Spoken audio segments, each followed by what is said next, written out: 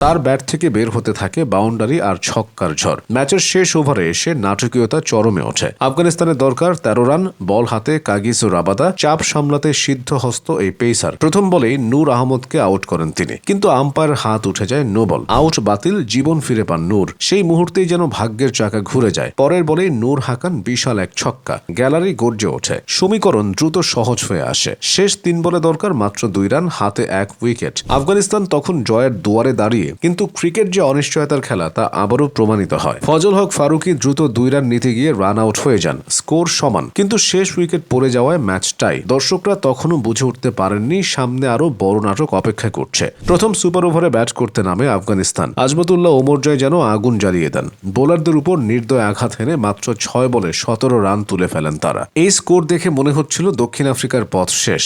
18 রানের লক্ষ্য সুপার ওভারে কম নয়। চাপ তখন পুরোপুরি প্রোটিয়াদের কাঁধে। তারা করতে নেমে দক্ষিণ আফ্রিকায় শুরুতেই ধাক্কা খায়। সমীকরণ দাঁড়ায় শেষ 3 বলে 11 রান। প্রায় অসম্ভব মনে হচ্ছিল কাজটা। তখনই ট্রিস্টান স্টাবস যেন সিনেমার নায়ক হয়ে ওঠেন। এক অসাধারণ 4, তারপর দুর্দান্ত এক ছক্কা। ম্যাচ আবার সমতায়। বিশ্বকাপ ইতিহাসে প্রথমবারের মতো ম্যাচ গড়ায় দ্বিতীয় সুপার ওভারে। স্টেডিয়ামে উত্তেজনা তখন চরমে। দ্বিতীয় সুপার ওভারে দক্ষিণ আফ্রিকা ব্যাট করতে নেমে আর কোনো ভুল করেনি। ডেভিড মিলার এবং ট্রিস্টান স্টাবস মিলে যেন ঝড় তোলেন। 3টি বিশাল ছক্কায় স্কোর বোর্ডে যোগ হয় 23 রান। এমন স্কোর সুপার ওভারে তাড়া করা অত্যন্ত কঠিন। আফগানিস্তানের সামনে তখন প্রায় অসম্ভব এক লক্ষ্য।